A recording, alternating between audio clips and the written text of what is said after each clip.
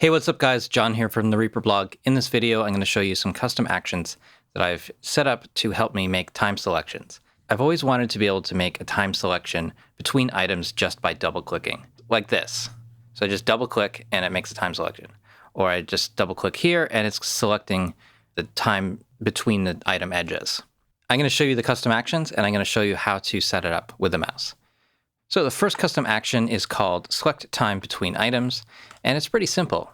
Move cursor left to nearest item edge, time selection set start point, move cursor right to the nearest item edge, and set end point. And you can assign this to a button, or you can open up mouse modifiers in Preferences and go to Track and double click. By default, there's nothing there. So you go to Action List, choose that action from the action list, and so it's custom select time between items. So what's going on there is when we double click, it's going to move the cursor to the left and it's going to find the nearest item edge, no matter what track it's on. It's going to jump over to the right side and find the nearest edge, and it's going to set your in and out points for that. Now, this is great if you wanted to just select the time around individual clips or the time between gaps in items. So it's pretty straightforward, but if we want to modify this, it's going to work a little bit different. We need a second action to actually do that. So I double click to make the first action. I'm going to hold Shift and double click to modify that. If we look at that slower, so double click to make the first selection, I'm setting my start point. If I shift click, it's going to move the end of the time selection.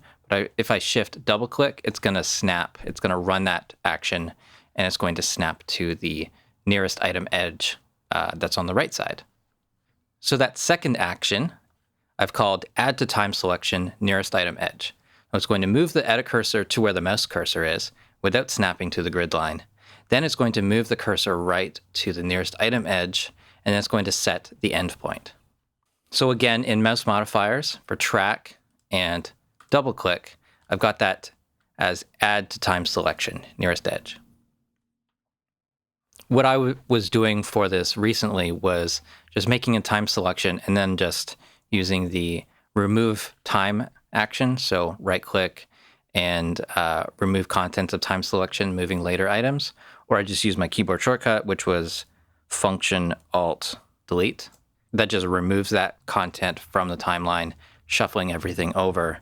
It was a lot easier than, let's say, selecting all these clips, going into ripple edit mode, and then deleting. It just seemed more intuitive to just double click to make my time selection there.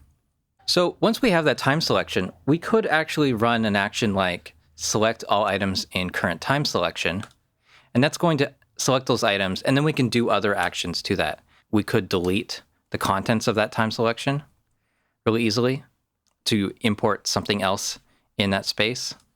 Double click to make my time selection, press Option O to select the items there, Control X to cut the contents of the time selection, and so on.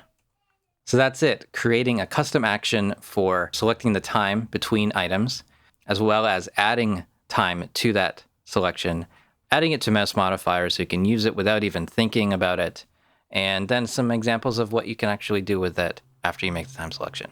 Hope you've enjoyed this tutorial. Thanks a lot for watching. Please subscribe to the channel if you haven't already.